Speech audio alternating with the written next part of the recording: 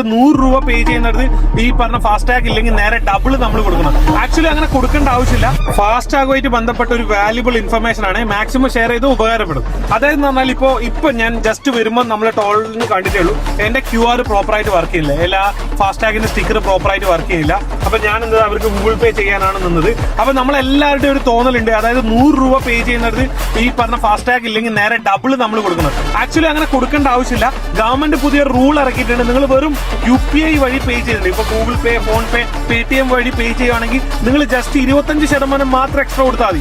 ഇത് നമ്മൾ അവരോട് പറഞ്ഞ് അവർക്ക് പ്രൂവ് ചെയ്തിട്ട് പേ ചെയ്യണം. അല്ലെങ്കിൽ ഇവന്മാരെന്താ ചെയ്യുന്നത്, നേരെ ഡബിൾ ചാർജാണ് ഇടാക്കുന്നത്. എല്ലാവരും അല്ല, ചില ടോളുകാർ ഇത് നമ്മൾക്ക് അറിയാത്തതിന്റെ പേരിൽ നിങ്ങളുടെ ഫാസ്ടാഗ് ഇല്ലേ, നിങ്ങൾ അന്ന് നേരെ ഡബിൾ പേ ചെയ്യണം എന്നിട്ട് അവർ പേയ്മെന്റ് മേടിക്കാൻ ചെയ്യണം എന്ന് റെസീറ്റ് തരുന്നുണ്ട്. പക്ഷെ ആക്ച്വലി അത് അങ്ങനെയല്ല. നിങ്ങൾ UPI വഴി പേ ചെയ്യുകയാണെങ്കിൽ ജസ്റ്റ് 25% മാത്രം എക്സ്ട്രാ കൊടുത്താൽ മതി. അതായത് ₹100 പേ ചെയ്യേണ്ടടുത്ത് ₹200 പേ ചെയ്യേണ്ട, ജസ്റ്റ് ₹125 പേ ചെയ്താൽ മതി UPI വഴി പേ ചെയ്യുമ്പോൾ. അഥവാ നിങ്ങൾ UPI ഇല്ല, ക്യാഷ് പേ ചെയ്യുകയാണെങ്കിൽ മാത്രം നിങ്ങൾ ₹100 പേ ചെയ്യണം. ഇത് നമ്മൾ അറിയില്ലെങ്കിൽ ചില ടോളുകാർ നമ്മളെ മിസ്യൂസ് ചെയ്യും. നമ്മൾ അധികം തുക പേ ചെയ്യേണ്ടി വരും. അപ്പൊ മാക്സിമം വണ്ടി ഓടിക്കുന്ന നിങ്ങൾ എല്ലാ ഫ്രണ്ട്സിനും ഈ വീഡിയോ ഷെയർ ചെയ്ത് കൊടുത്തു. കാരണം ഒരുപാട് പേര് ഈ ഇൻഫർമേഷൻസ് അറിയാതെ പേയ്മെന്റ് അധികം കൊടുക്കുന്നവരുണ്ടാവും. അത് ഇല്ലാതിരിക്കട്ടെ. മറ്റൊരു വീഡിയോയിൽ കാണാം. ബൈ.